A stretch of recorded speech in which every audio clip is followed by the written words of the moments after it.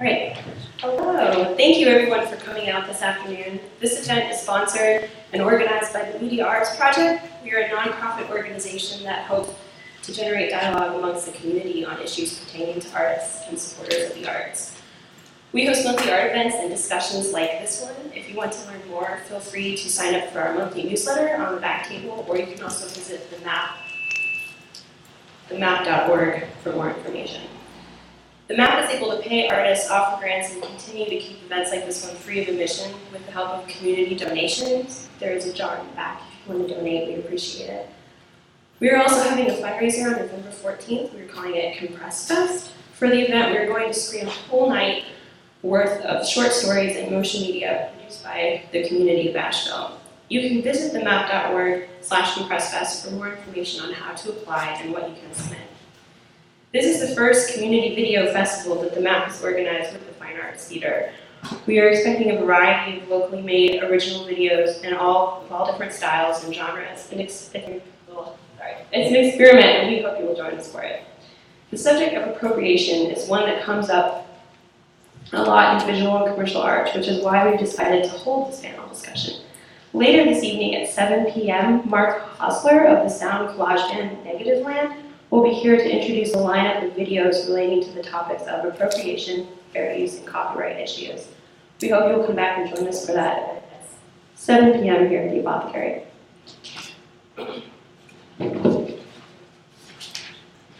Again, we want to thank everyone for coming today, and especially thank you to the Apothecary for hosting us, and thank you to Severin Eaton and Anna Jensen for the artwork that is on display.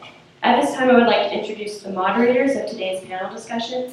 Jaye Bartell is a writer and musician who works at the Mountain Express, and Ursula Gullow, who is an artist and painting teacher at AD Tech. Thanks, Sarah. Hi, everybody. Welcome to Appropriation Day, otherwise known as copyright. So by way of introduction, although Sarah's covered some of the themes, I'd like to show a clip from a TEDx talk June 1st, 2012 by Eric Doringer. He's a visual and conceptual artist whose bootleg series reproduced popular works from dozens of artists, including Donald Judd, Barbara Kruger, Sherry Levine, and Andy Warhol. The excerpt is from the talk he gave, like I said, at TEDx Chelsea, June 1st, 2012. So here it comes.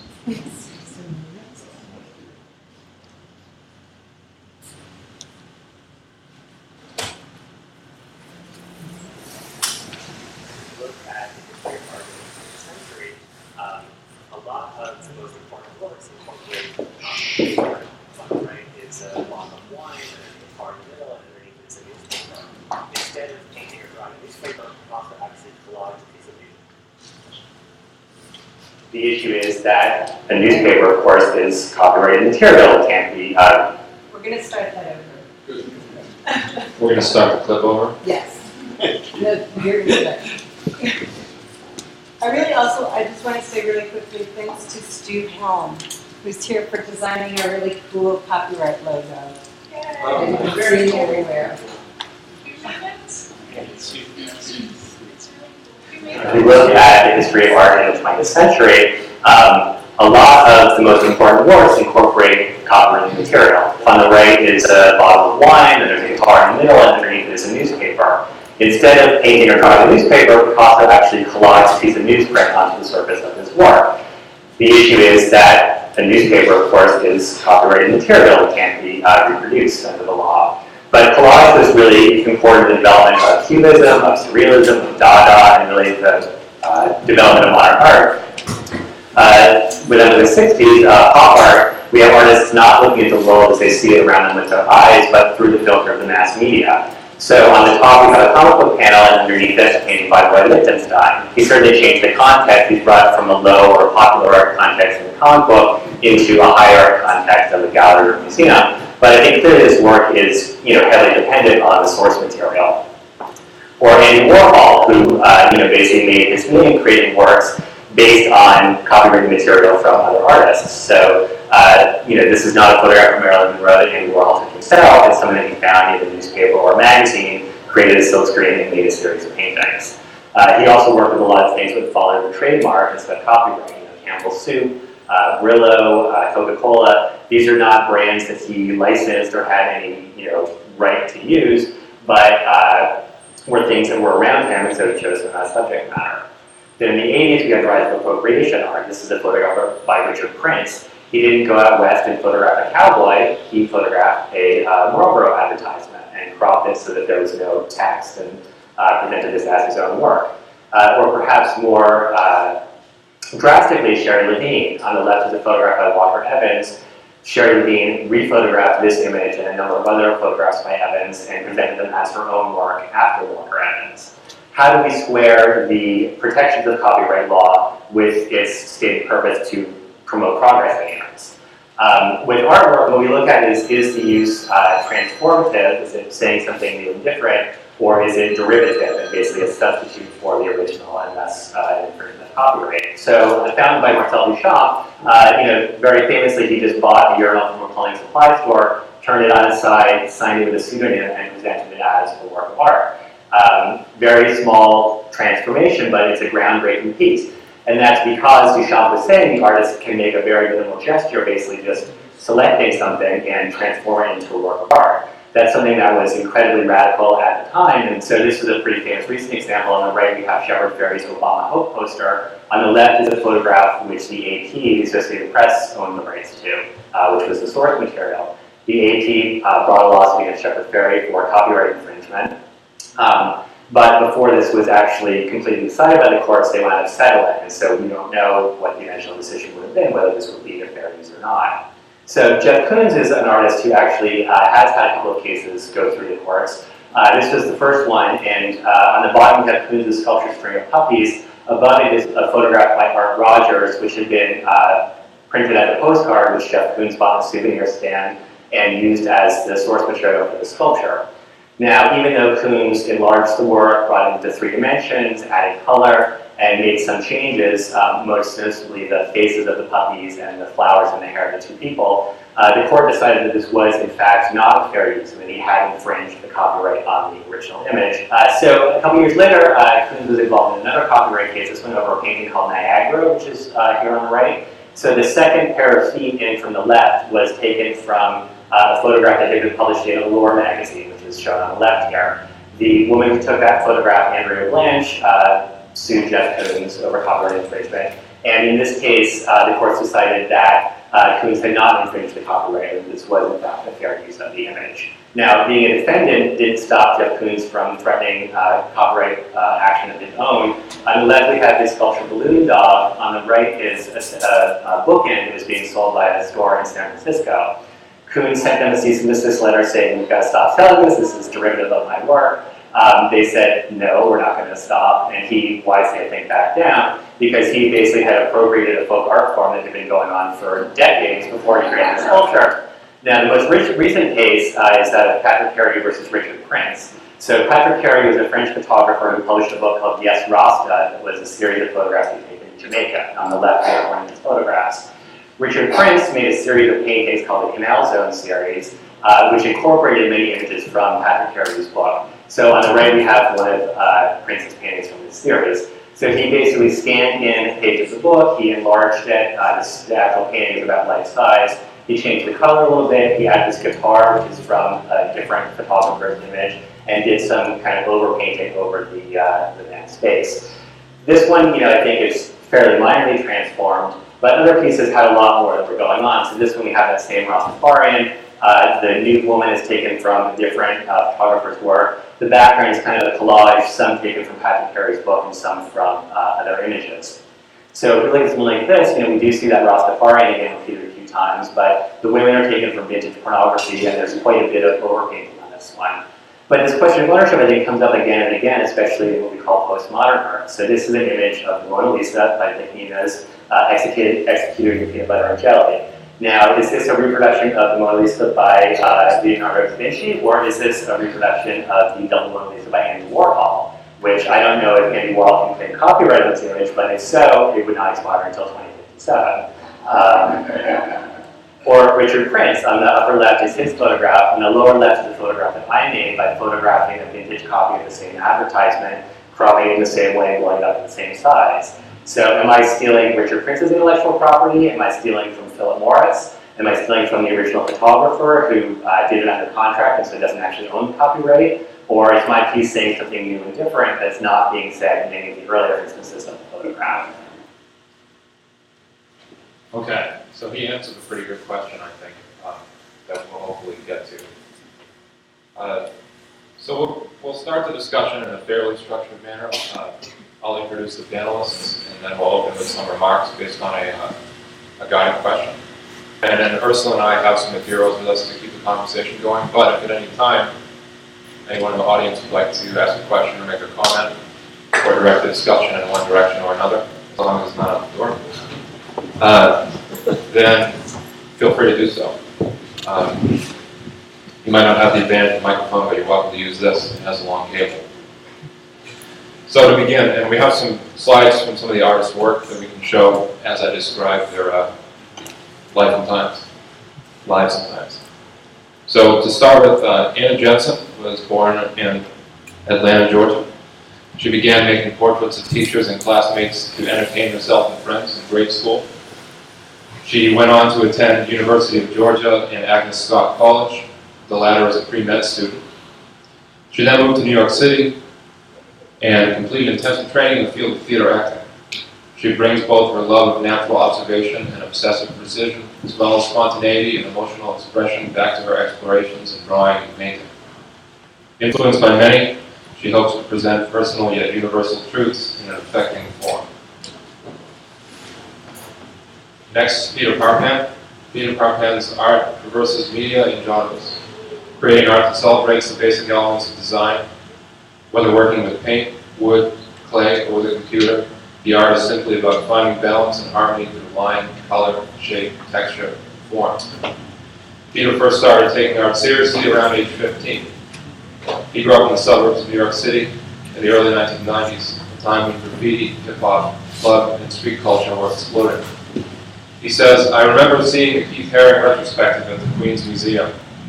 I was blown away by how impacting yet simple the work was, and I remember thinking I wanted to do that." Can you raise your hands when I'm doing I was Anna. I still am. Thank you. Okay, next, Dawn Rowe divides her time between Asheville and Winter Park, Florida, where she serves as assistant professor of art at Mullins College. Her studio practice involves a singular and combined use of still photographs and digital video. She recently founded the public art project Window here in Asheville. Window reproduction, representation, and serves as its curator. Next, Dustin Spagnola. All right. According to his website, Spagnola's work is inspired by the contemporary urban landscape.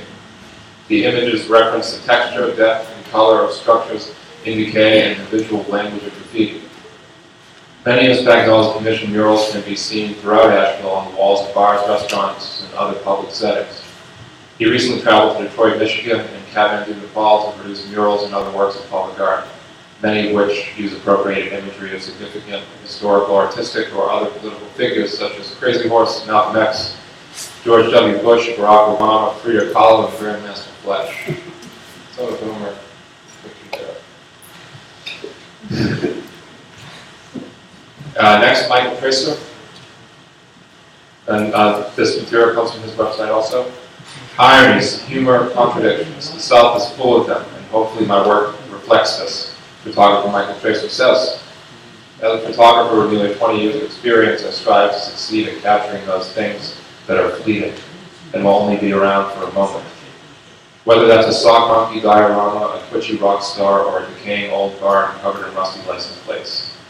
Roadside inspirations, momentary glimpses, and offbeat ideas about ordinary visions are where I seek my muse and use my photography to isolate imagery and breathe new life into its meaning." So there are our panelists. Thank you guys for being here.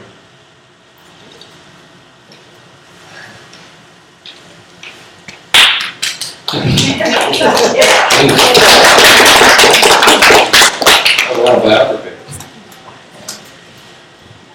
So to start with, and if we could just go down the line, starting with Dawn. What are your thoughts on the use of appropriation in visual art in relation to your own practice and or the work of others? Dawn. I'll start. Ursula, would you mind throwing up the slides from the first slide that's the mission statement of window? Hi everyone, thanks for coming. This is fantastic, actually. I'm very excited. I am here not as an artist as much as a representative of Window, this project that I've begun here in Asheville, down the street. So I do want to acknowledge, though, that I am a practicing artist and that I want to state, I am certainly indebted to centuries of images of landscape and still life in my own work. So in that sense, I'm not an appropriation artist per se, but I'm certainly drawing from these sorts of timeless images. But at any rate, I'm here to represent Window. So one of the reasons that I started Window was A, to really kind of contribute to a conversation here in Asheville, and B, to ask some questions and to ask us all to think about, why do we have the ideas that we do about art? Where do these expectations come from in terms of what we think art should be, what it should look like, where we should see it, and to kind of maybe shift some of those things to how do works of art function, how do they function in the context that we encounter them in, what about the materials that they're made with, the processes, and of course the content themselves. So the one thing I want to draw your attention to is probably the second paragraph down there. And so the things that I'm curating into the space at Window generally repurpose found or archival source materials, challenge notions of originality and authenticity, stimulate perceptual phenomena through reiteration or duplication, implement rephotography as a critical component, or embrace reproduction as essential to the work. So a lot of these things I think you're going to find today are precisely what we're talking about. The conversation around appropriation relates to a lot of these things. So I would say in terms of my thoughts on appropriation, I am a proponent of the thoughtful and considered use of appropriating materials, objects, ideas. So, Peter. Do you want me to repeat the question? Oh, you all have your own microphones. Do with them how you will. So, Peter, what are your thoughts on the use of appropriation in visual art in relation to your own practice and or the work of others? I guess appropriation could also be described as inspiration sometimes. I'm obviously inspired by everything around me, be it nature or the work of other visual artists, media. I look through all of this material and I can't, it's too subjective.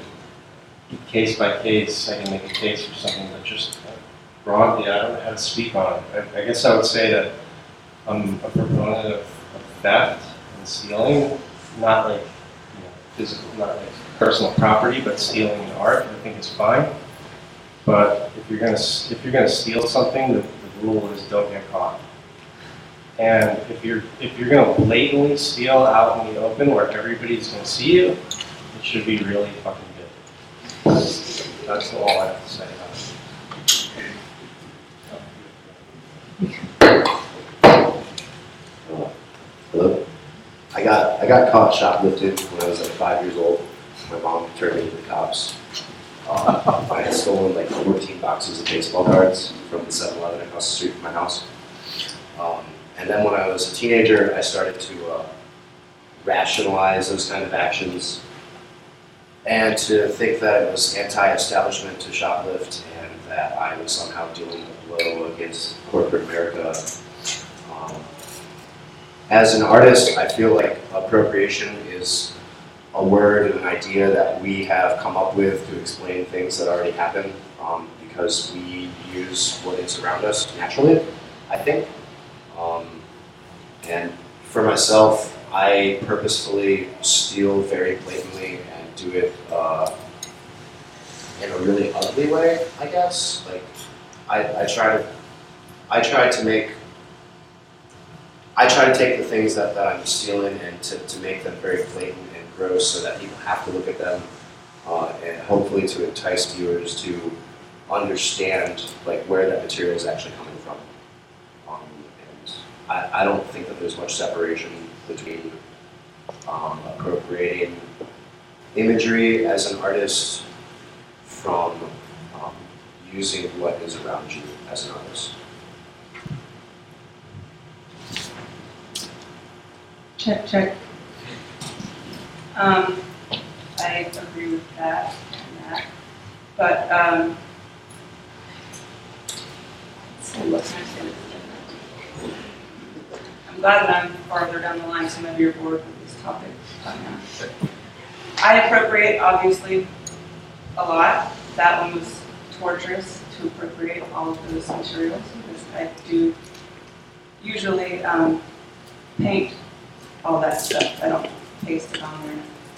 And but to me, I feel like I'm appropriating my dog, I'm appropriating myself, I'm appropriating current cultural icons. And actually, when I was thinking about this last night, I was thinking about how sort of silly it can get, and to where, like, Van Gogh, perhaps in this situation, you know, the boarders or the people that own the house could have sued him for, oh, you appropriated my bedroom, you know, over and over again. We need the rights to this, like, you know, image of this bedroom that is ours. So it's a very complicated and elusive topic, but I mean, I think if you are expected to create anything in this day and age without appropriating, I just don't. I guess as a freelance commercial photographer, the one thing you have that protects you are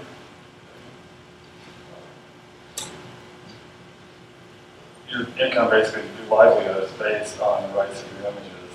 And if something's appropriated without permission or with blatant copy, that's away from your livelihood. And there's a huge gray area in that. You know, it depends on what's done with the image or how much acknowledgement the original artist or photographer is given. But basically, I think there are areas there that, for me, need to be protected.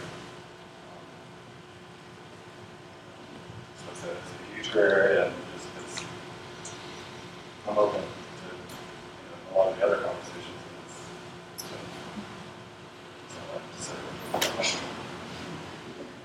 Well, let's venture into that gray area then. Let's start out with discussing questions of ownership and not necessarily legality in the technical sense, but basically, how do you as artists distinguish between quoting, referencing, homage, stealing, borrowing, and plagiarism, which some of those are synonyms for each other, but there are distinctions there. So whoever's so moved to begin, how do you distinguish between, let's just say, stealing and referencing?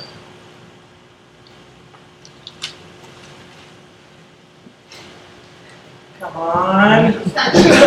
We need No, bells. but honestly though, this word, it was interesting to just hear us all kind of do that. And we're all like, oh, it seems all right, it's cool, it's all okay. Because it's not all okay when we're not sitting up on this stage in this way. There are some sort of interesting conversations that seem to go on in this gray area that we're talking about, where why is it that this word, stealing, thievery, this kind of focus on ownership in this lawsuit frenzied culture, why does this stuff all come up when we feel kind of like our quote-unquote rights are being somehow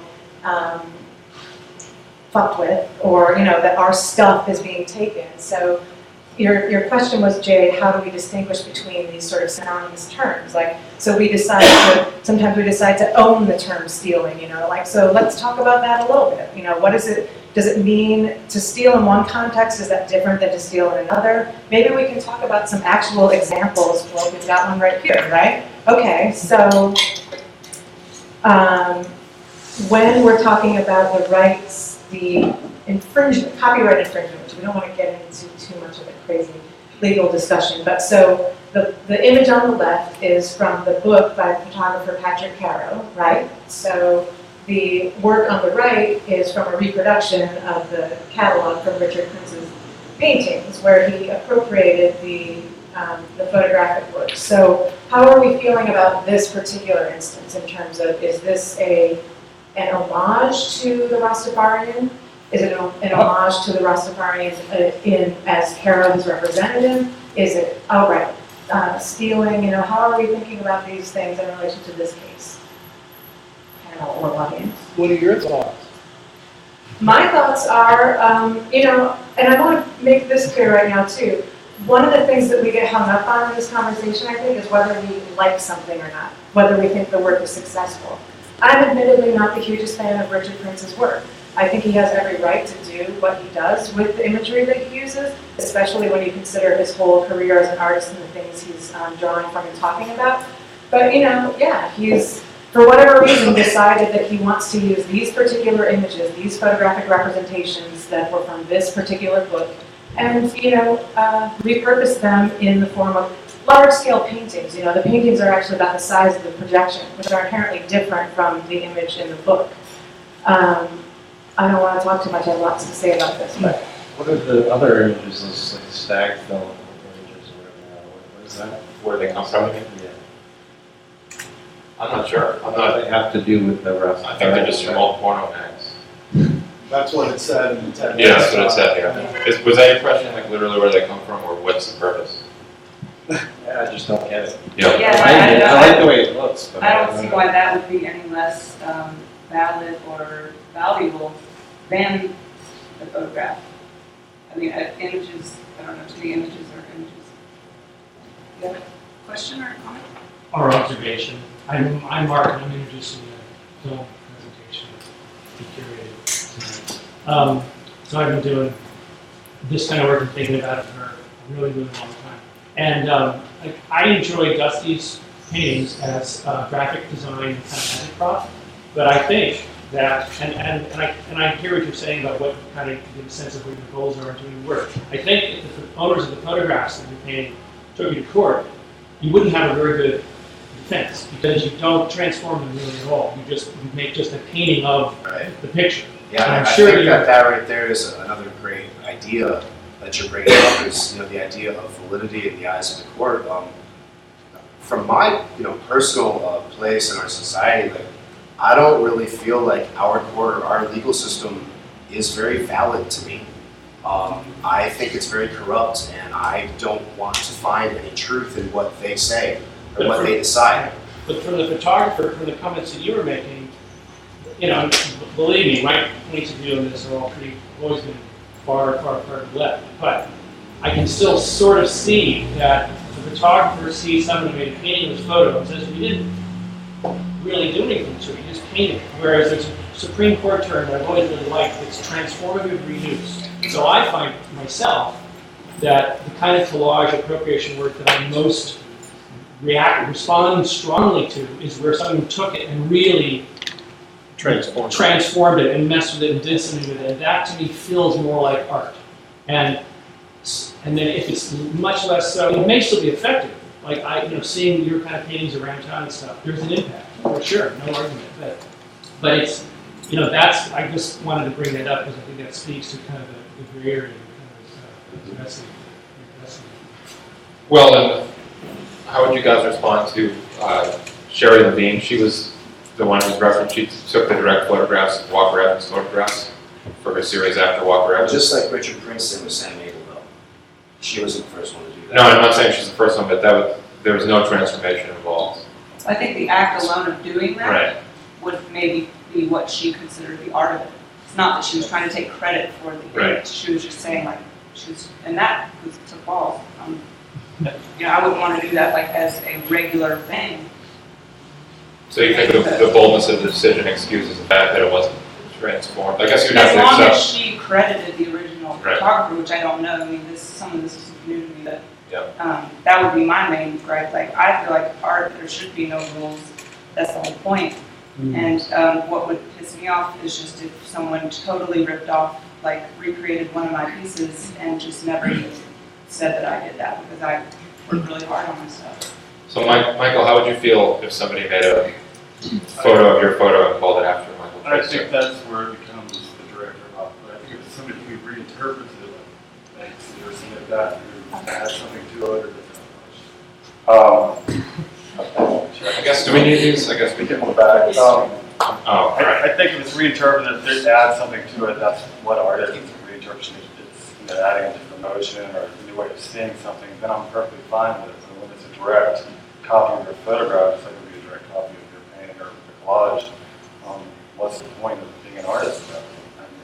Well, what if there's there's no interpretation necessary, credit given, but I'm making money on the picture I took of Dustin's, collage on the wall? Is that okay?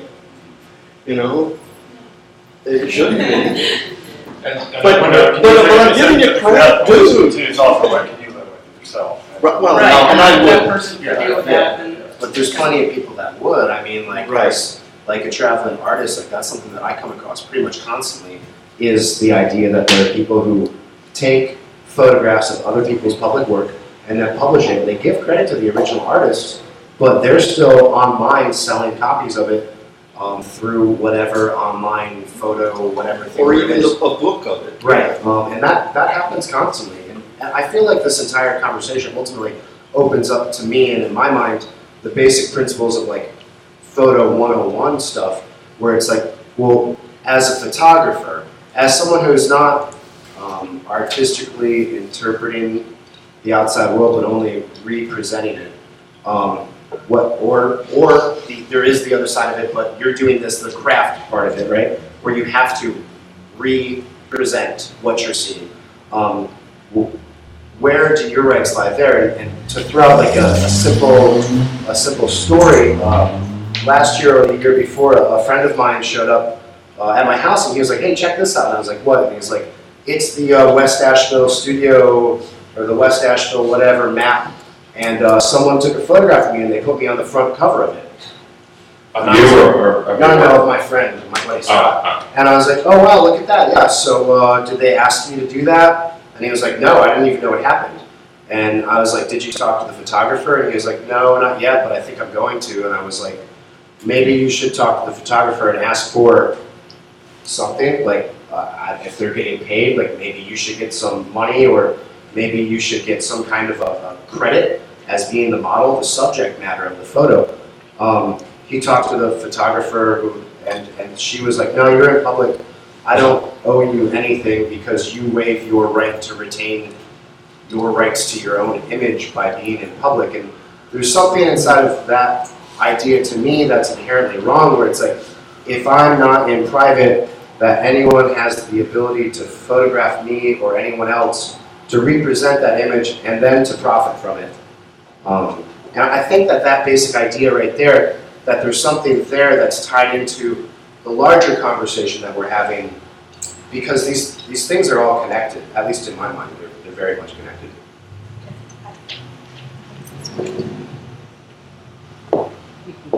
Oh, as Ursula is sorting out the microphone, my mind is sitting here spinning because as is the nature of this conversation, all the threads are unspinning right now. We just touched on so many areas that went from derivative uses to the nature of creativity to the relationship between craftsmanship and sort of the artist hand and these sorts of things. And then as well, we're coming back around to this idea of ownership and property and our rights kind of as individuals and as artists. And I mean, that's another area that I'd like to pick apart a little bit, is that notion of property.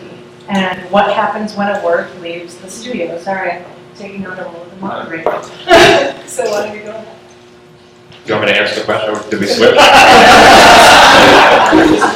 No, that's an interesting question, and I think as a broader topic, just in terms of the practices of art, rather than, because it seems that the axis of a lot of what we've talked about so far is money, really, or commerce, or who's getting paid for what ultimately results in an image, in the form of an image.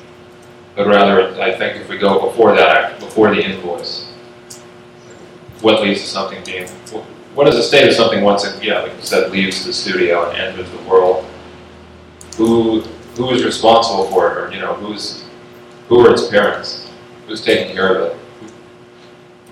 Whose property is it? Is it the audience? Is it the artists? I mean, I want to add to that, because the reason why we decided to have this panel discussion was because it's about visual art specifically, not commercial art. And there needs to be a distinction between the two. So I kind of want to bring it to a personal level, like, and maybe ask Michael, has it ever happened to you where someone has appropriated one of your images without asking you? Yeah, and it's, imitations of fun, it's more flattering sometimes. And it was a friend who just, painted a couple of my photographs, and that's fine. So what if she sold that, or what if she became famous and this was like that's where I think people start to get. It's fine. I'll take away from it as far as personal art, photography, or whatever. Commercial work is different, and I think again, depending on what they did with it, and whether it's transformed into something new, I would be fine with it. And as long as it's acknowledgement to the artist, the photographer, or whoever, that piece is part of the original creation of their art. I think that brings up a question though also about how do you acknowledge the original source? And I have this image up by Shepard Fairey because this was an example where we actually did try to acknowledge the photographer whose work he took, Dina Douglas. Is this after he got sued or before? After he was an attempt at it. But it's just that question of how do you pay attribution? Do you write it in your actual painting? Do you put it on the sticker on the wall? Do you put it on your website? Like, what would be the best way? If I can talk to anyone as much as I want to. To have that acknowledgement. I don't know, something this can be done over time. It's a good question. I think if you have the opportunity to give credit to that person at the time, and you should give them credit.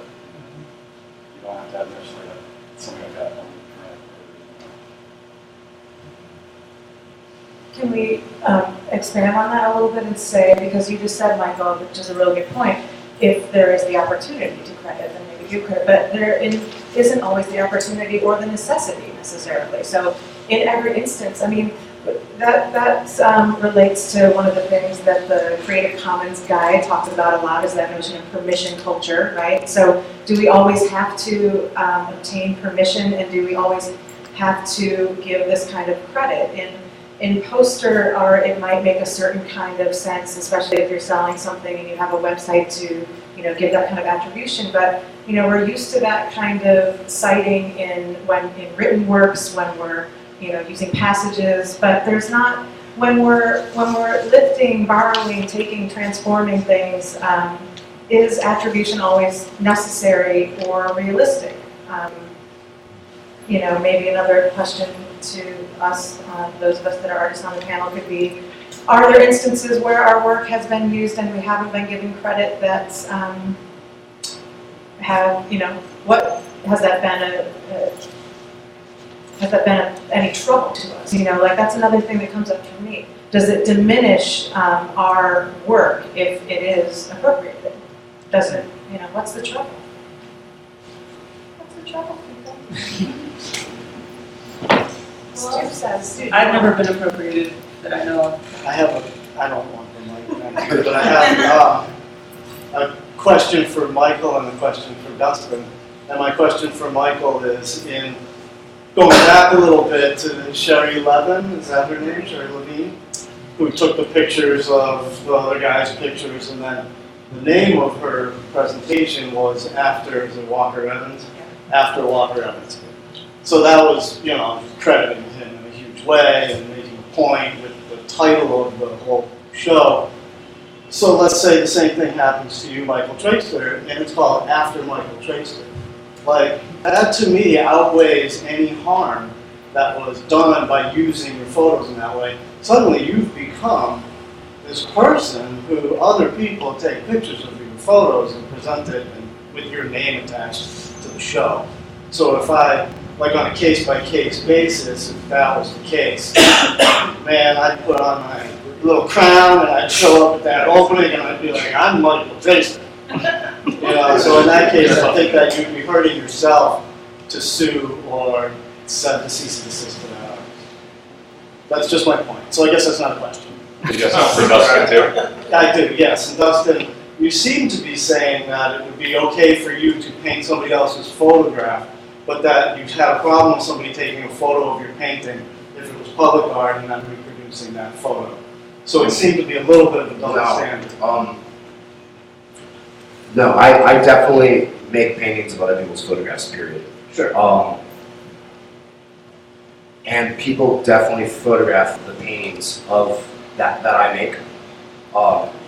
To me, the main issue is when someone is selling photographs of paintings that I've done. That to me is the part where I'm like, oh, you're making money off of the shit that I spent money on, because I don't make money doing what I do.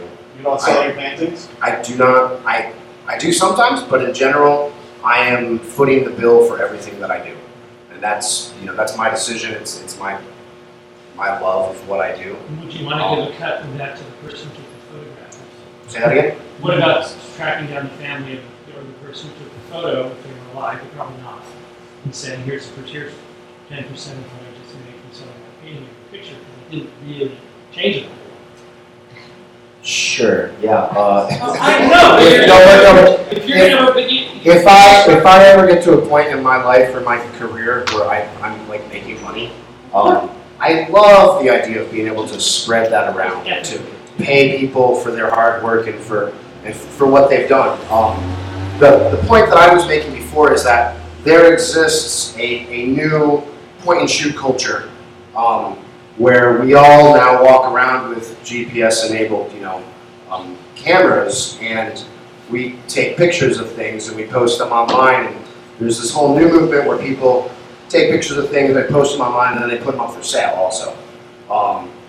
I've encountered a few times, as someone who does public work, people who do that with other people's public work. I don't really think that most of those people are getting rich doing it. I think that they haven't maybe thought about what they're doing that much, to where the difference between taking an artful photograph of, Eagle and Market's, stop sign, street corner, versus taking a photograph of the artwork that's on the wall across the street as a flat image, posting it on Etsy or Redbubble or whatever website there is to sell photography. To me, there's a really large difference there, where it's like when you are taking someone else's artwork and trying to simply profit off of it, there's a problem there. And I think that Zen brought up a really great example of that, where he's like, Zen, you come and you document stuff that people do. Well, and a lot of graffiti too that I don't even know or want to know the artist. Right, yeah, exactly. Because to know the artist is then to cause, I'm able to do that because there's a disconnect between me and the artist that the artist doesn't want to be known by the police. Right. So, and I don't sell those works generally, though I have sold one as a bigger piece, and I felt bad about it. But I didn't share that money either, because I'm not getting rich off of it either. Right. I just want to jump back in, I'm sorry. Wait, oops, sorry, what's that? I use photographs a lot in my work, and I love photography, and I have nothing against photographers, but it just came to mind that some of the images that I saw, maybe of dilapidated buildings or of police officers, I don't know that most photographers go and track down the architect that created that building, and like his family, and like pay him money, or police officers. They get money from that, it's, to me, it's like art. I'm an artist, and I don't understand, like, I do want to be paid, but I don't understand why we should be raised, or art should be raised above. It's stuff that affects us, that we see. And like I'll reference, the image up there is some guy meticulously painted all these animals in an animal encyclopedia. And to me, that's just as valuable as some other piece of artwork.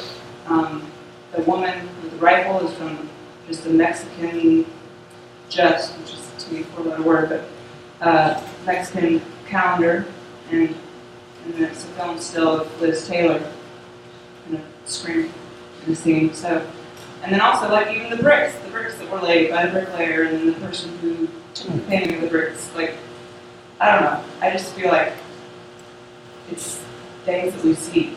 Like, it's almost silly topic, but I understand, because if someone ripped off my painting, it would be pretty pissed off. Well, were you going to say something, Peter? It's really. Go ahead. You didn't, yeah. I was going to ask, does it matter what type of image is appropriated, whether it's commercial stock photography, art, historical, lesser known works, or just, let's say, images like something from, you say it's from a calendar, from a It was flower? like a Mexican restaurant calendar. Oh, yeah. But she just somehow Elizabeth fit Taylor. there. But I mean, Anna literally reproduces art. I do. I reproduced like that Jasper famous Brown's there, works and of I art. also don't know two of the other paintings that I ripped off. But if they were to come to me and say that's my painting, I would say, "Nice to meet you. Yes, that's your painting. Thank you for making that painting." But these are not collage, these are paintings. Yeah.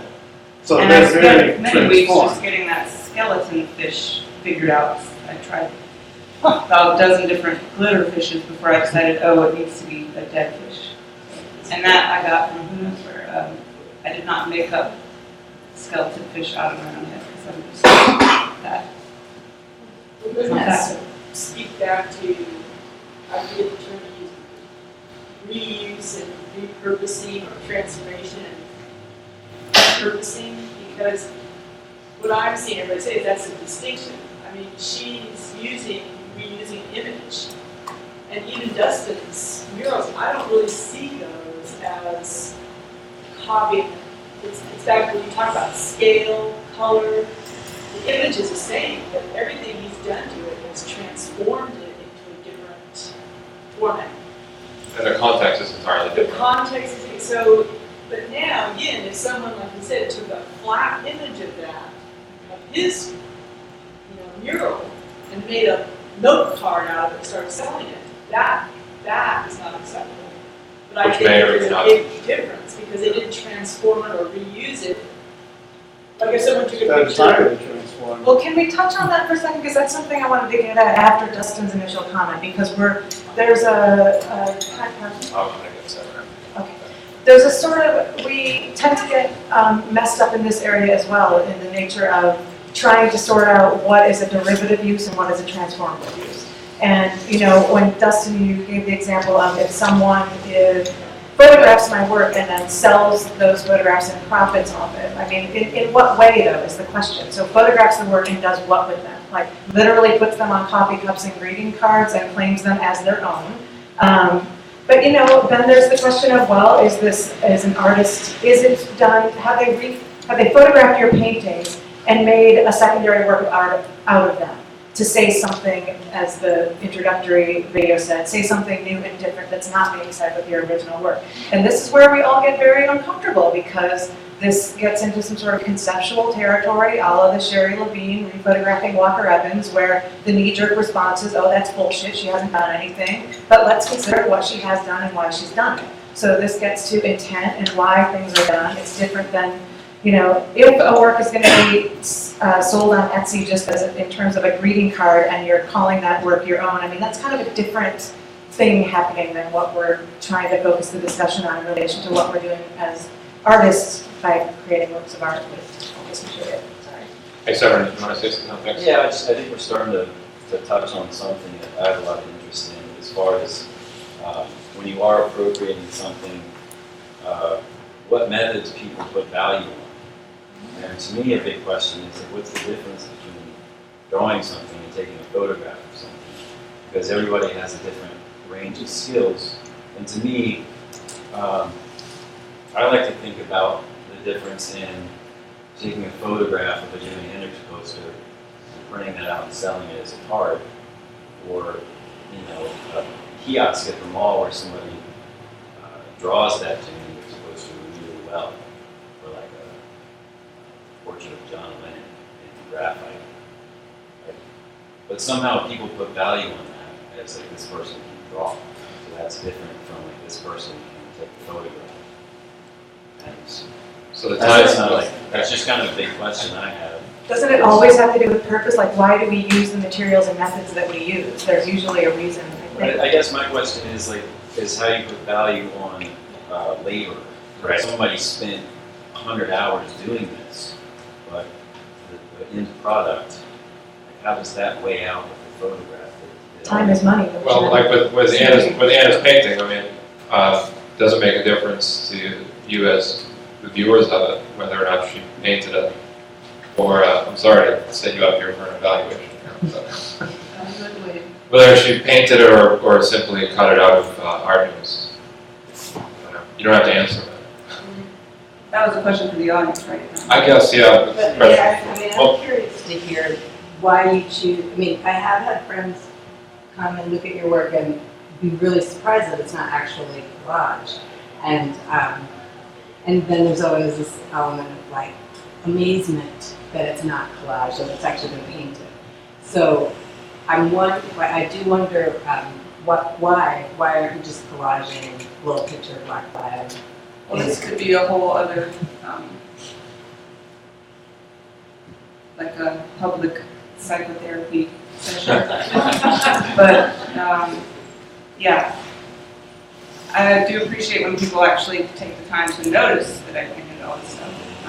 And I have done collage when I was younger, not that it's a younger person's thing to do, but I'm in a complicated situation of being one who, and maybe that is probably for most artists, but I paint largely out of a need, my own personal need to paint.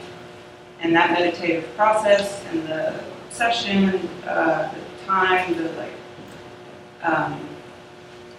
that all serves me.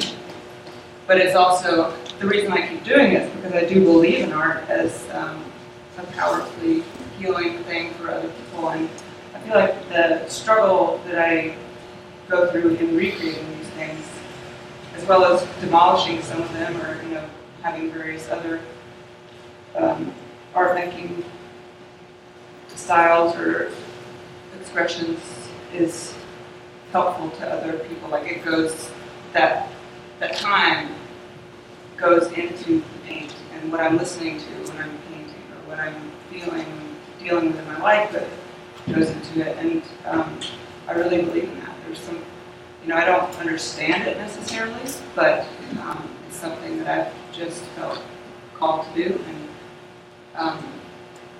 I hear from people that it touches them, and so that's gratifying. I don't always paint everything. I mean, one of the examples on the wall that you liked for me to bring, I did paste on photographs of my older sister and my uncle. Generally, I do paint everything though, and the mirror I bought from Michael's, and I broke it, so no wonder I've had such bad ones. Yes, yeah, I was going to note in this painting that it's not just art historical images that are reproduced, because you have the record album, this novel, V8. So that's, I mean, There's it's like clothing labels for me and my long time on again, off again. There's a dog, pretzel. My sister started a pretzel company. I put my own cell phone in there, which has an art reference, but on the screensaver it says, "You are a mirror. This is a written sentence." I could have put that backwards, but anyway, if you look at it, it'll tell you more. yes. Yeah, I guess the problem with all these, the idea what you're trying to protect is sort of the idea, the intention. That's what becomes new. What you did with Van Gogh's painting was sort of new, and no one had really done that as much. And I mean, we saw the thing before referencing Napster. That the same conversation, just switching all this out for sound instead of visual stuff. But the thing that becomes important is intention. And if that's new, then it becomes sacred, like what Peter mentioned before. If it's good enough, sometimes you're like, okay. I don't think it really matters the materials or form, whether you take a lot of photographs and all it's doing is borrowing. But sometimes if it's good enough, if it's new and you haven't really seen that, we saw that with, the Duchamp's fountain. He didn't do anything there, but that was the first time anyone had done that. And so I guess my question or curiosity coming here is like, how do we, let's say you mentioned before, the laws are obviously like a little bit, behind, just as they are with the internet. They're obviously behind, so we're having to sort of like tread new ground and sort of figure out what those should be. So I guess the problem is how do you protect the intention and the integrity of that without limiting free speech, I guess, because that does have, if you start to set up too many rules on copyright, then you can't really, all of our speech is sort of borrowed too. So without limiting that, how do you sort of protect? Like with Levine's copying Walker Evans, we think it's okay because she at least referenced Walker Evans, whereas she had tried to present that as her documentary, it would be different. So I guess she at least, sort of was respecting his, integrity there. So we sort of wrote off, okay, but I guess maybe Dustin, maybe I would start with you, like, what do you think we could do with like copyright laws, or what changes would you make? Because that obviously they're in data that I don't know. I abolish and overthrow the current system completely. Like 100%. I think that all of this is bullshit and we should start over. Our culture, I believe, is a problem and we are parasitic. I strongly believe that we are at the very, very end of what we as a human species will experience, and that this is only a tiny fraction of our entire existence on the planet, and that none of this really matters anyway. I believe that the idea that there's a higher authority, another person who gets to decide what we do as individuals, is flawed inherently, especially if that person is not a family member of yours or someone that you live with. And to think that this is right, and this is the way that things should be, and this is the way that we will carry on for more generations, is absurd. Like, look around, this is entirely unnatural, it's not real. But cultural conversations matter, and these kinds of discussions that I matter. agree with that until that happens. I know that there's a desperate question back here. You have protection under fair use, right? Yeah. So you can appropriate images. That is your protection for free speech. That is how you're able to do these things. And I think the thing with the Walker Evans thing, I think it's not because it's new. It's the same thing with Duchamp. It's not because it's new. It's because it's transformative. It's not. I think you got to take the judgment call out of it. I don't give a shit if your work is good or bad, or if I like it or I hate it. But if it's transformed the work in some way, then that's your protection, because somebody could take my films, right, from the filmmaker, and they could make new work out of them, and I could hate it. But if they transformed it, I don't get to say anything. That's their right. Is there any way to reproduce it that doesn't transform it, other than just screening your film, I guess? Sure, yeah, you just take it and you copy yeah. it, call it yours. I don't think that her work is transformative.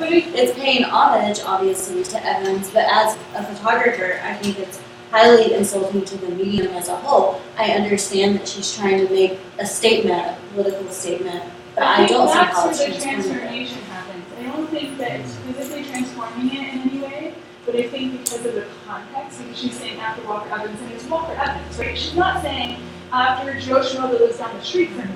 She's saying after Walker Evans, who everybody knows that image. Like you can't, like, me, it's such a, and I would like to weighted image. Sorry, I have a microphone, it's horrible.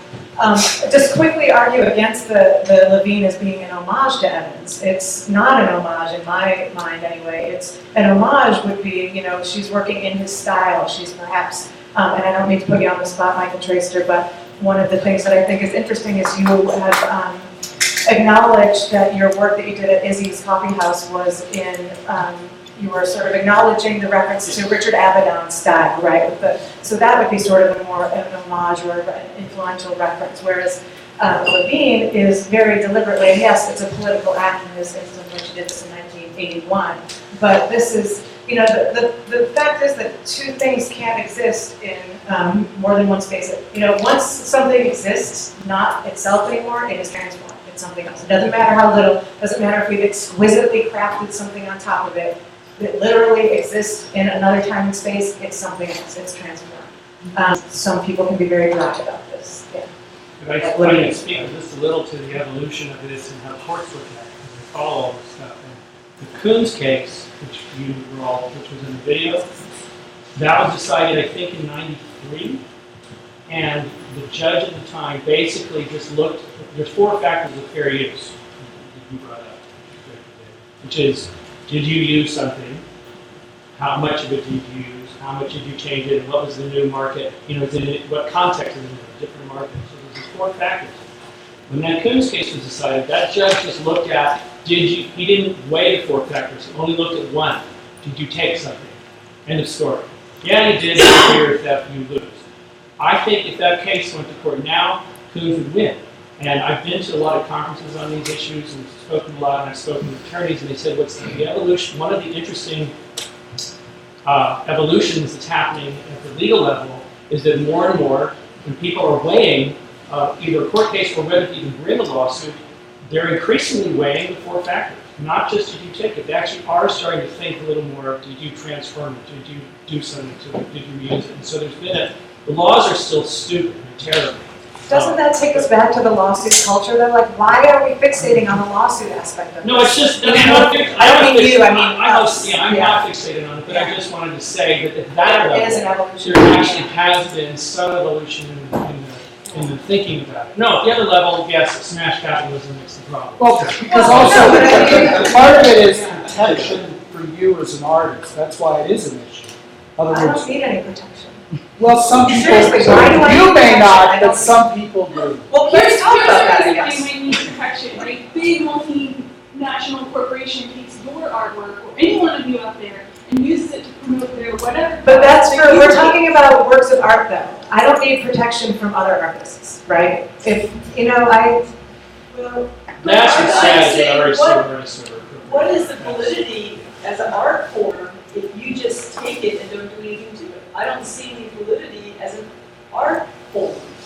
Because we don't want to talk about losing money, let's just talk about artistic. I don't see an artistic statement. What you're saying is, I can take this and because it's not the same place and time, because I moved it forward in time through my hands, I didn't do anything to it. Now that's art. That to me is not art. if you say it, I mean, that's what Duchamp said, it's art of Yeah. statements, right? I don't know, and So, I feel like if I wanted to, like, keep track of everyone that's in this room and steal everyone's art and represent everyone's work in this room as my own in a year, that would be a pretty huge feat to pull off. And it wouldn't mean that I really created anything, but it would mean that I chose to do something to express the point that, like, I can in fact steal shit, represent it, and then at some level it's viewed as being mine. Or at the very least, I have touched it and therefore But is that art? That's that a is, statement. it's already been established that doing such things is viewed as some form of art in contemporary culture. But I totally agree with you about, how the world's about to end and all that kind of stuff. And, I think that human consciousness is fundamentally flawed. I don't know if this sort of consciousness exists elsewhere in the universe, but the moment that our species was able to, manipulate our environment in order to give us more comfort than perhaps we needed and the animals around us need outside, we start to manipulate our environment, and art really is in some ways the ultimate form of that. And I have a lot of trouble making art these days because I look at this paint going down the sink, and it's fucked up, and this is where all privilege being. And, I'm privileged to be able to go home to my house and flush paint and toxins down my sink into the French Broad River. can I jump in on that real quick? I don't know if I can get through this or not, but this is all I'm going to say right now. I really don't have the intellectual capacity to formulate my ideas this way, but I think it is all problematic, and I agree with the whole court. Every time somebody talks about court and copyright, I don't care about any of that. I don't care if anybody steals anything. I agree with Dustin. It doesn't matter. But then what's the point? Then why do it? I think art, at its core, the beauty of art is to be inventive and to create something new, entirely new, and that's powerful. So if nothing matters, then why copy images? It doesn't make any sense to me. I don't really know how to Yeah, but are you creating something totally new that has no reference to all the images that have come before you? No.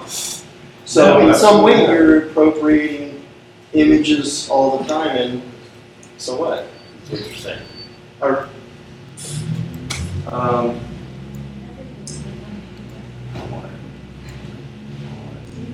There's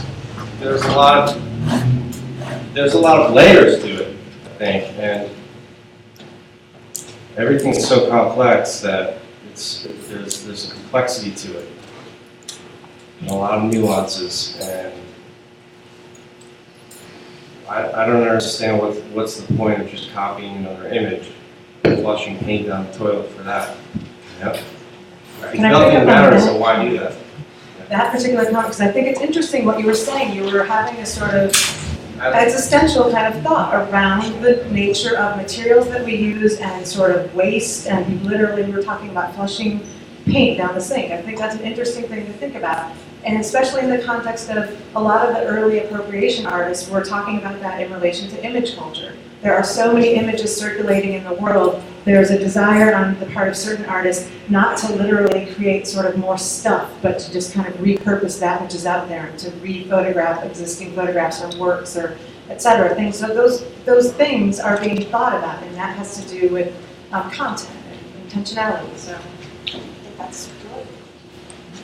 Ursula, did you want to ask Peter about this mural here? Talk about that. Well, sure. I mean, Peter, if you, Or his work in general? I guess like this would be considered one of your fine art pieces, sculpture. And you, I mean, it's clear that you are very, what's the word? It's important to you to have a certain craftsmanship to your work. And I'm wondering if that's an aspect here in visual art, when we're talking about specifically appropriation in visual art, this fact, like if something is traced or if something is collaged into another work of art, that's somehow taking the hand out of it. And I'm just wondering if you have thoughts on that specifically, like regarding, like. Yeah, I often feel when I hang out with my peers and other artists, I always feel like a dullard, like the dumb guy in the room.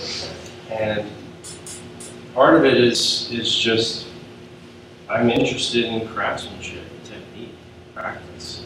And otherwise, like, what's the point? And I get, conceptual art and all these things, and I have these thoughts and ideas all the time. I can say,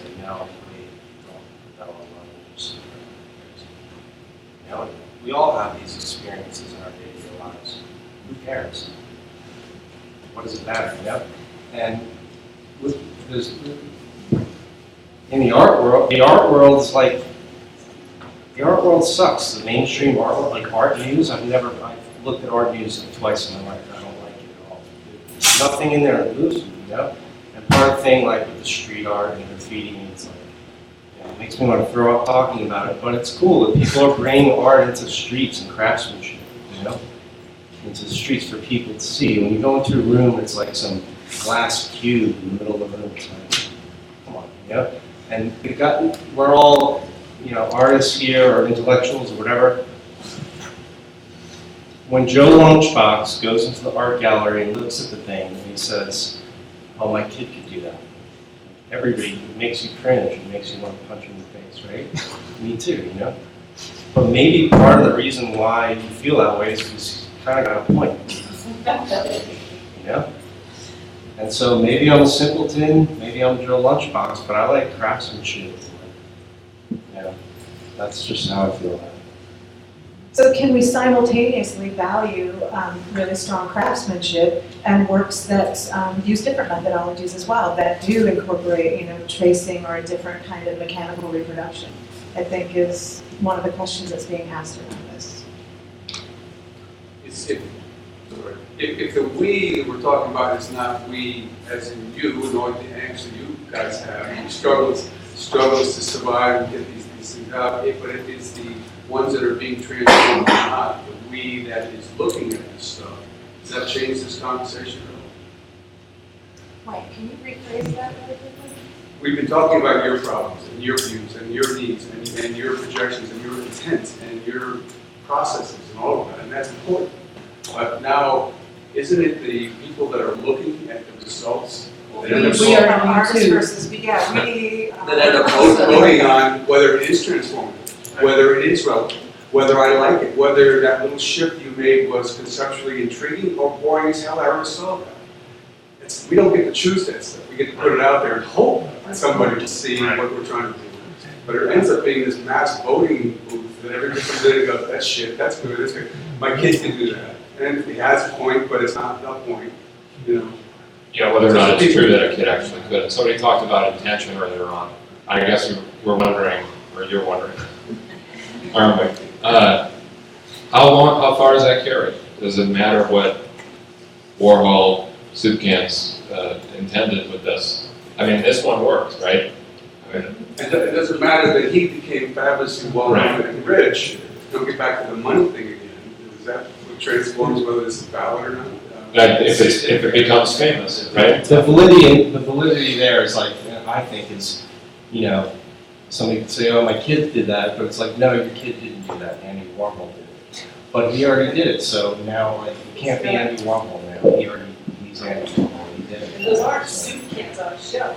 They're Right. paintings of soup cans. Presented Yeah, in so- silk fashion. I don't, you know, I think not everybody gets that though, and I think it's a lot of this is just up to personal opinion and like what is meaningful to you, what, you know, you find. I just want to say also, I've just been thinking about how, you know, like there's a difference in like an original painting versus like reproductions of the painting that don't even pretend to be like, you know, anything special. It's just like you can buy it cheaply, like from a store. And I just was thinking about, I don't really have any other just throwing that up there. Yeah, sometimes things are just reproduced for educational reasons or just for like your grandmother's watercolor class. Or put something put on a wall because they like the picture. Yeah, right. Yeah, but sometimes the Yeah. image is Really, powerful yeah. enough that, you know, you can reproduce, but Right. when you see that in person, like I think many of us have experienced going to a museum and seeing, you know, some of these in person, it's like super powerful. And that's again what I was saying about the paint thing that I don't understand. Like, how does that get in there? Something about the texture or just the fact that it's, I don't know, it's like an artifact, but Touched the by the image alone artist. is very important. But certainly the original is something else entirely. And I think that's also one of the things that's at play here is these questions of originality and authenticity as they relate to value monetarily or culturally, you know. Without question, there is, and this, you know, we can use, sorry, and your paintings are on view here right now, so there is a reason that you choose to use paint, and we do have a different response to those paintings as physical objects than we do as reproductions. But again, these are some of the things that artists who choose to use reproductive methods are deliberately working with, right? So that's just, all of this comes down to, as you just said, when it leaves the studio and it goes out into the world, then the viewer becomes a part of the author of that work, and they bring their own sort of content to it. And I mean, yeah, go ahead actually. I was just thinking about like, I don't know, I think at this point in time with like the internet and everything, like, I don't know, it's so easy to fixate on the original artifact and like that piece of art as like an original artifact as being this like singular thing, whereas and the thing that's being copyrighted is an image. An image doesn't have a physical location. It's like on the back of your eyeball coming out of the computer screen or out of a TV or something like that. And at this point, it's, you know, and most of it is all just ones and zeros anyway at this point in time. So I don't even think, I think it's sort of all like, I think that it's like fixating on image is like becoming almost old-fashioned in a way. Like a lot of interesting work that I've seen has been like sort of appropriations of like actions or something like that. Like a friend of mine made this work that was like a witch hat made in the style of like a really basic wicker basket. It's like he was appropriating, you know, it's like this craft like method of like making a really boring basic wicker basket, but you made it into a witch hat, and it's like that's the thing, and it's like what is he appropriating? He didn't steal anything necessarily, you know, or like another artist, he like described a painting and then emailed it to a Chinese company which is a producer of oil paintings, and just saw what he could get out of that just through a description. It's like, I have an idea for a painting, I'll just outsource it to China and have them mail it to me. Do you have that phone number? Hey, Ursula, can you put up that Baldessari, how to, I can't remember, the one that's next to the William Powhatan? I kind of failed everybody at the beginning as a moderator. And speaking of Duchamp, if you need the bathroom, it's back there. There's also water and snacks and stuff. Please feel comfortable, walk around. Bathroom is sort of out of order. Well, get arrested and go. It's only art, yeah.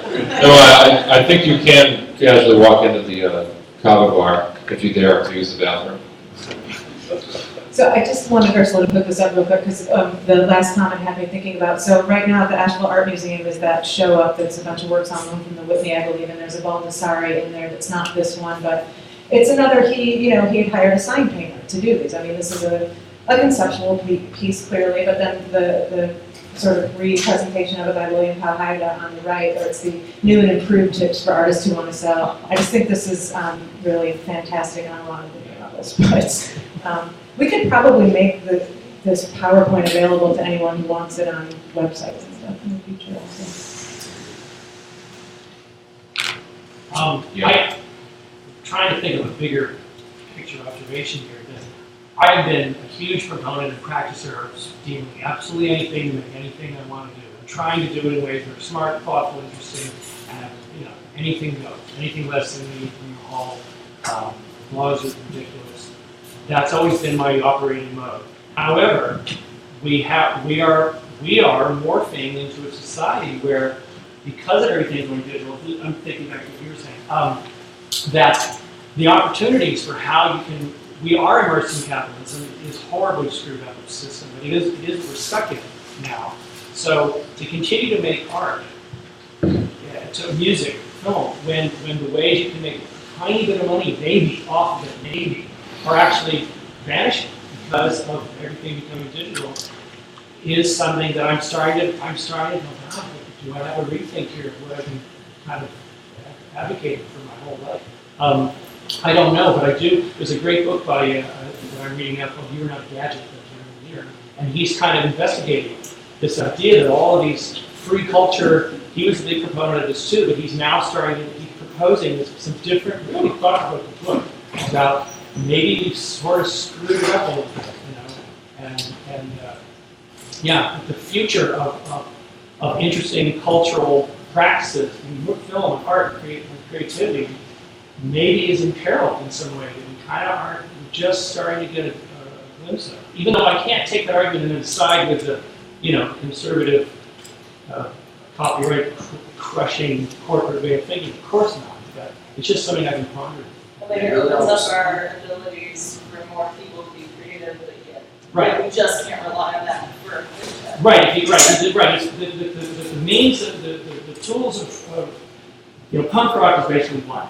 The tools that are out there to make stuff. The bar has been really lowered for everybody to create all kinds of stuff. And yet, what does it look like when we think of some of maybe the greatest novels? Think of some of the greatest books you've ever read in your life, and maybe that person took 10 years to write that book. There's plenty of books like that, right? Is that going to sort of fade away because that person doesn't have a way to actually live on it anymore because you can't sell any books anymore? No one's even reading. Everyone's brain is really wired to just read Twitter videos.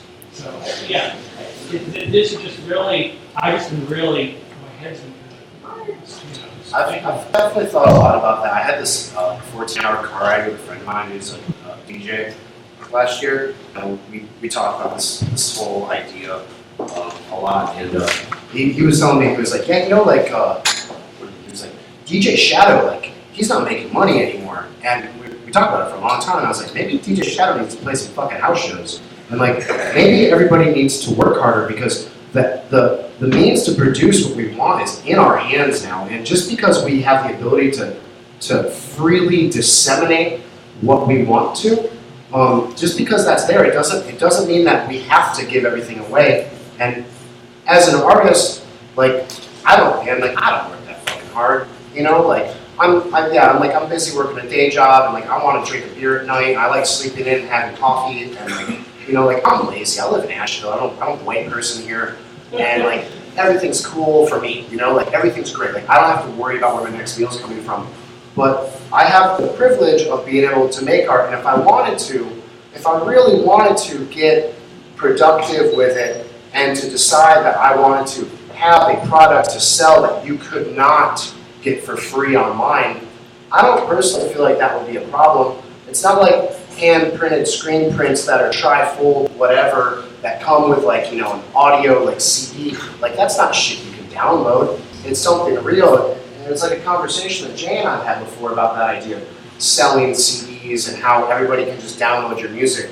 You can't download hand-printed CD booklets, and you can't download the real thing that we all do, you know, unless you want it to be downloadable, I think. And just to touch on what he was saying before about the ones and zeros and everything, I feel like this entire conversation was laid out in the past, and that you know, DeBoard and Vanagé with Society of the Spectacle and the Revolution of Everyday Life, they really touched on all of this stuff and really tried very hard to foresee what we are now experiencing. And, you know, the fact that images are more important than the objects that they represent, I think that says a lot about our value system. And maybe we should be looking at real objects and real human interaction more than we should be concerned with like what's on the computer screen and what like the newspaper says is important today. Yes. Oh wait, sorry for that. What? Somebody just had a question, but I don't know who you were. Yeah, he was. I'll get to you next. Everyone. I don't know. I think with the proliferation of all this digital media, it's like, yeah, capitalism is bad. World population. There's so many people on this planet, and now everybody, or you know, most of us have a computer screen or have all this information, can see all this stuff and process it, and regurgitate it and do whatever we want with it. And that's easy. It's easy to go online and find some app that will stick, you know, googly eyes on top of your face and put a picture frame around it and Instagram it and make it into a video. Nobody's making money off of that, obviously. The further we get into that, the more, like Dustin's saying, I think people long for something that's real and tangible that they can hold in their hands and know that a human being made this, whether it's a chair that they sit in or a painting that they hang on their wall. So I think that the further we get into the digital information age, the more valuable these things actually will become. But at the same time, I mean, yeah, society is really screwed, and there are too many of us, and we can't all expect to. This is a really privileged thing, and we all want to make art or do something that's convenient and comfortable to do, and that's not really what survival and what life is like, I think, for most on Earth.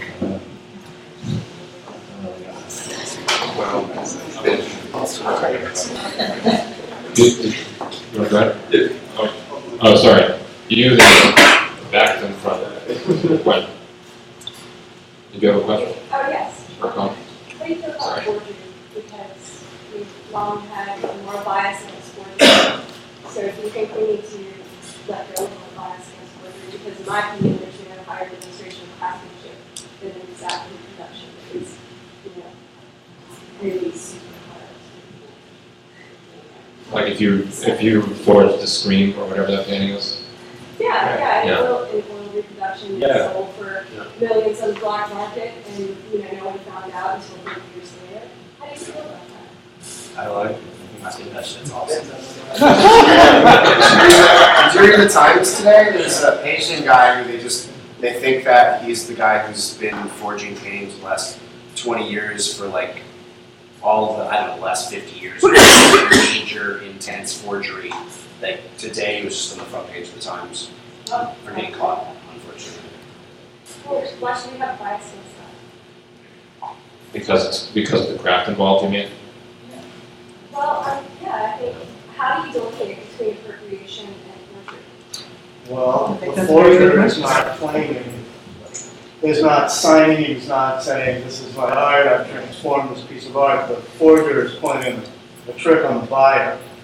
It's comparable to me selling a house that I don't own. It's a fraud, that's not a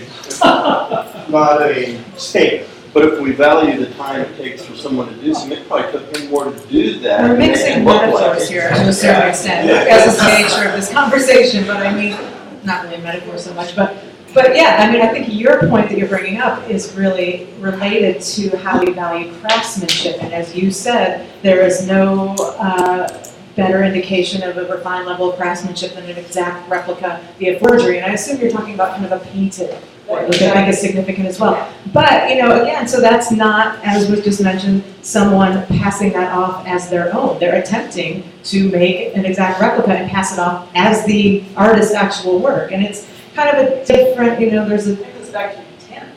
It certainly does go back to intent. Intent is to fraud, not to create. Right.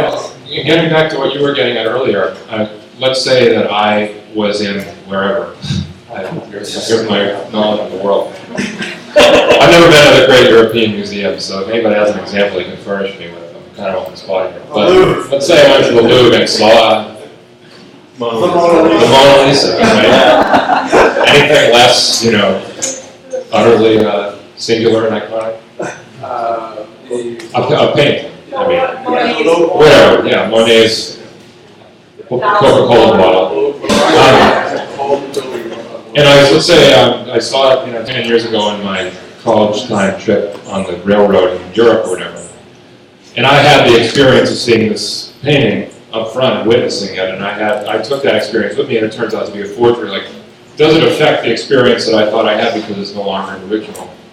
This reminds me, I think this is the topic of John Berger's book, Ways of Seeing, especially the Mona Lisa as a part of it. But, I don't know, I mean, it's hard for me to focus because I drank this much liquid 2 hours ago. So if anybody could appropriate it on our house. Anyway, now that everybody knows what's going on with a whole new experience for you that teaches you about life. Right. That there's a bunch of fraudulent BS. You're going to be disappointed over and over again. Yeah. I'm sorry, I mean, does it shatter my experience if it turns out to have been falsified, you know, the Mona Lisa itself, right? Well, but just back to deliberate uses of appropriation, though, I think it's kind of what... Yeah. Because one of the things that Peter was just mentioning, sorry, I'm not talking too much, but was this notion of, you know, a return to, and I think Dustin was kind of talking about it too, a return to a certain kind of actual physical object. There's a certain kind of retro sort of nostalgia, you know, kind of thing that relates to that aspect in a bit. And so, but again, that's a choice. We all make choices. Do we want to work with certain materials because we associate certain things with them? Or do we want to go completely in the opposite direction and do things like Google Street View images, you know, not even leave our studio, but make photographs from in front of our computers by rephotographing Google Street View scenes. I mean, we all make choices and there are reasons for them, and that again relates back to the intentionality and the content of the work in and of itself. Could you pull up those slides of the suns? Yeah. Flicker suns? I think this is a really interesting piece. Jason Scott, what were you going to say? Oh, I was going to go off on a small tangent based on what some people have brought up earlier. Since we're talking about reappropriation, and Peter was talking about sort of a return to the physical object, but now we have the ability to actually reappropriate physical objects via 3D printing and scanning. So that just throws a whole new twist on stuff, because we can take physical objects and digitize them, send them across the internet, and then replicate them physically. Yeah. So we're able to steal, reappropriate, whatever, things that are tangible now, not just, stuff we see, things that people feel and touch now. Adam Pitts was saying that, he was like, yeah, this is kind of like in Star Trek when they made the, the machine that does that. The replicator? The replicator, and that's the thing that was like the precursor to getting rid of physical currency, where they were like, well, since we can just replicate money, now we don't really need money anymore. I'm wondering if that's gonna happen. My thing with that, and I have a friend who is also in the commercial art industry who constantly tells me about getting a 3D printer or getting a CNC machine to carve out things I make, stuff. And it's like, so you're telling me that I should be a machine operator? That I should buy this $5,000 machine and then sit in front of my computer and press buttons all day? It's like, I would rather, when the oil runs out, I'd rather know how to make something with my hands than have a fucking 3D printer. Well, but you can make the original object and then it can be replicated, but then there's also... It can only be replicated until the oil runs out. So. And it doesn't have that human touch, which for some reason that does actually matter. But again, that's a choice. It matters to some. Yeah, maybe that's not to your others. point. Yeah, if you want to craft, well-crafted handmade object, that's one thing. If you're like, You're With dead the 3D inside and you printer, love minimalist it will also culture. be made out of- I like it all. It's not a Star Trek replicator in that it won't make a sandwich. It'll make it something that looks like a sandwich but it's made out of plastic. And so it is entirely a different object when it shows up on the other side of the world. That is 3D printed. Now the day may come when we can make a sandwich. With the replicator, if somebody sticks the Mona Lisa into the replicator and another Mona Lisa comes out and it's made out of the exact same cosmic dust as the first one, like what's the difference? And does one have value and one doesn't? But I want to get back to Dustin's Japanese forgery. That guy's artwork might become incredibly valued in and of itself because he was the guy who fooled the world for 50 years. Totally, it's possible. And so he might end up sitting in prison, signing the backs of all those people. And probably not being able to profit off of them because it was a crime. But his victims will profit off of his crime. I just thought that his patrons will have value of their own. The chances are, I mean, considering that his name was spattered all over the front of, like, famous now. Major newspaper, I mean, yeah, there's a pretty good chance of it. Are you gonna say something? Yeah, I'm just, after listening to everything everybody said, I'm starting to wonder if we'd be having this conversation at all if we lived under a different set of circumstances, like a socialist art utopia kind of situation, because I think most of what we're talking about comes down to money. And the examples we're looking at involve way more than the artist and the work that was appropriated. It gets to a certain level where you involve lawyers and judges and owners, clients that have paid millions of dollars for these things.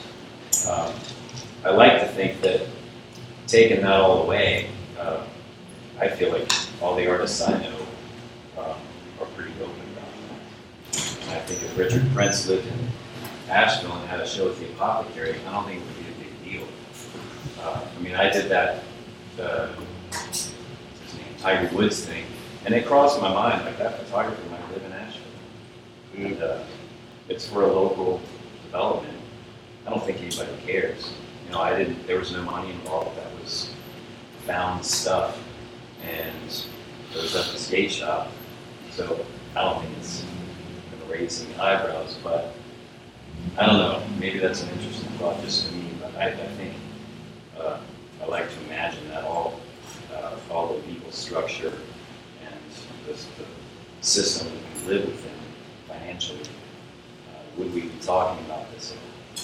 I think that's a really great point. It seems to me like the base idea with everything that we've talked about is the idea of property. And, property is inherently property as we view it is inherently a Western concept. And I mean, Emma Goldman is the one who said, property is theft, I believe. until someone says this is mine, then theoretically it belongs to everyone equally.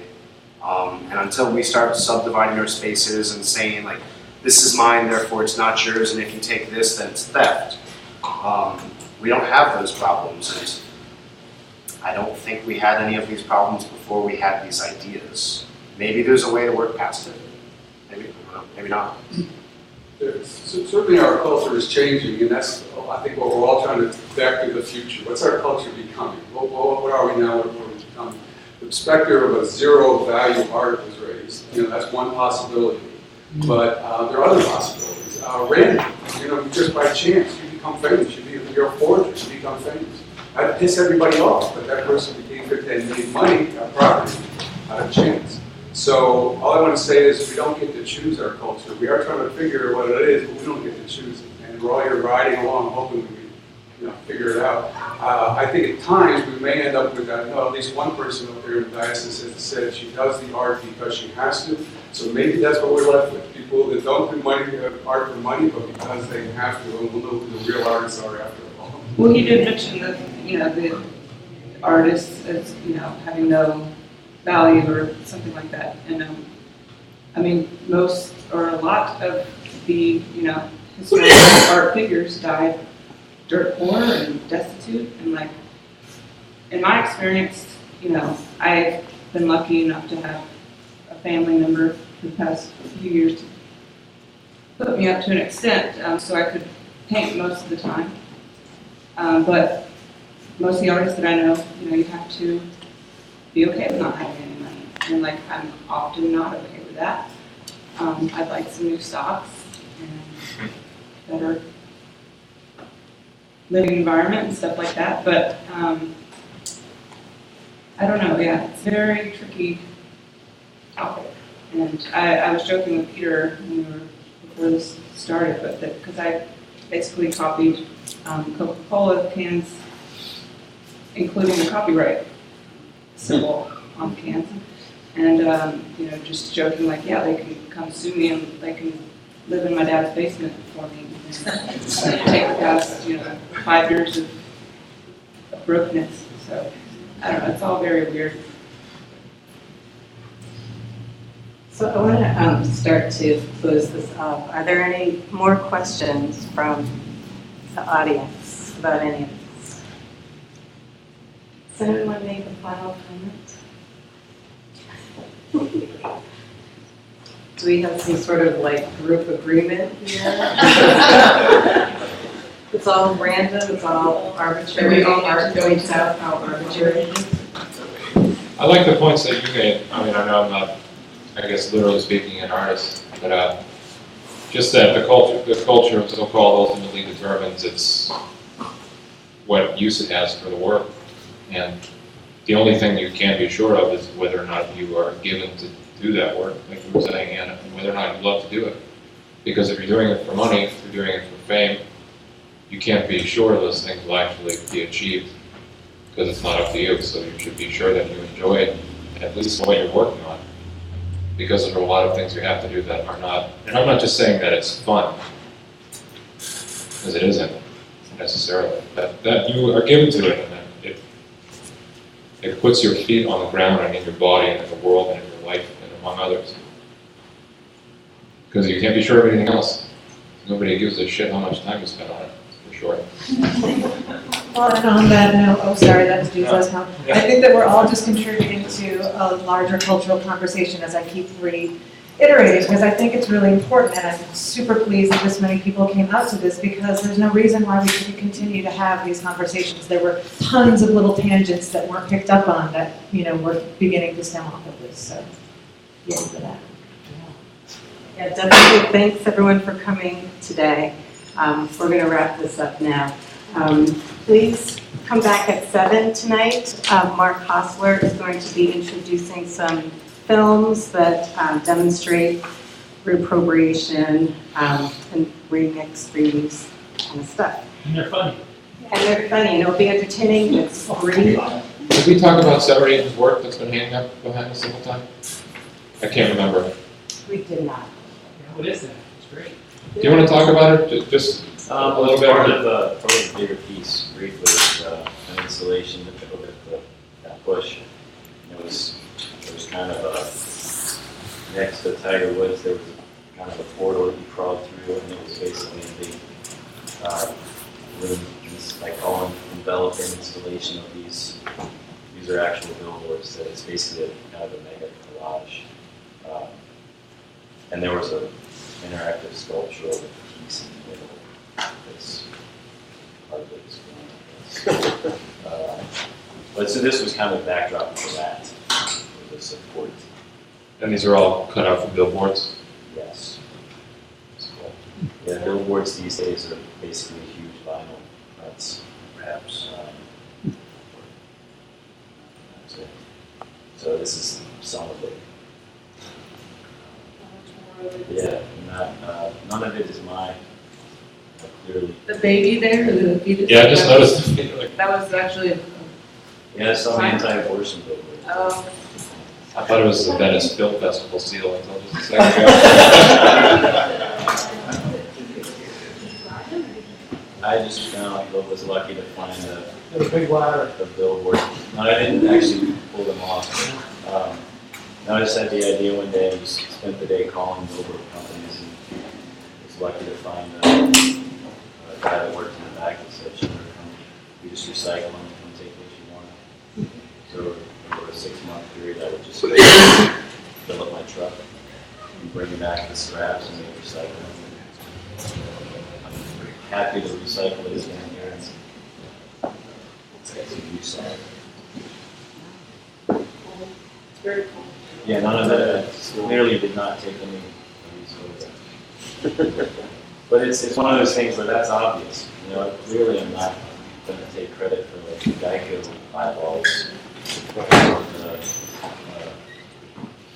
I'm loving it and stuff. But you might be sued for it. Again, there are some local elements to it, and I guess I'll cross that bridge when I come to it. Again, like I said, it was an idea I put a lot into most of the year, and that was for the pleasure of showing it push. So I think if Tiger Woods wants to sue, I think that would add to the clarity of the whole situation. Well, I was thinking a good way to close might be if any of you artists have any exhibits or anything coming up in the fall and winter that you wanted to point people to. Anything, what's going on in the next few months, artistically speaking. Start at the end with Michael. I start. And it's okay if you have nothing. I currently have work up at the Honor Stewart Gallery in Grove Arcade, which is my first time in a proper gallery, yes. My first show was at Push here in Asheville, and it did great things for me. But I have a group show at Push in September, and it's all ladies. So Ursula's filled. I'm not sure. There's a lot of people in it, but are you in it, Ursula? Yes. Cool. And then I have a group show at the Artery in December, which title is what's the word? Art word. Curating. That's all that I have.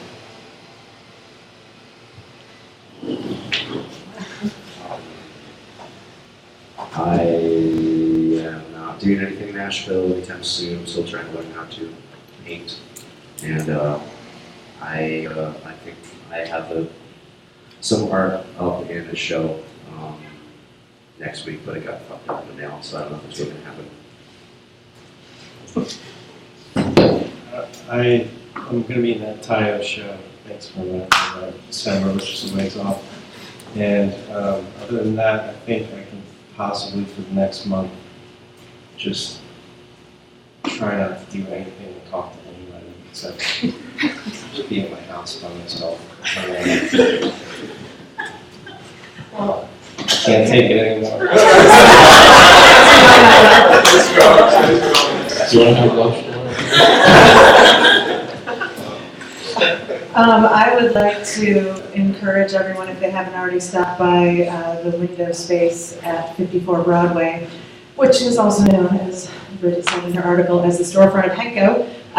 The piece by Siebert Verstig is up in the entire front window this month for our 6-month anniversary, and the space is scheduled through February of next year, so I hope everyone takes a chance to stop by there and think a little bit about that each month and go to the website and see what's going on. Oh, I want to say this too. Bridget is here in the background, and there is a benefit tonight for the Asheville Dark Room. Get the Dark Room alive! At 9 o'clock at the auditorium. Is that correct? Yeah, doors open at 8, music starts at 9. Good. So after you leave here, after you leave the screenings, you cruise right over there and you give big bucks. We'll spend the whole day together, everybody. Thanks to everybody in the room, everybody involved for your time and resources and funds. Thank you. Thank you.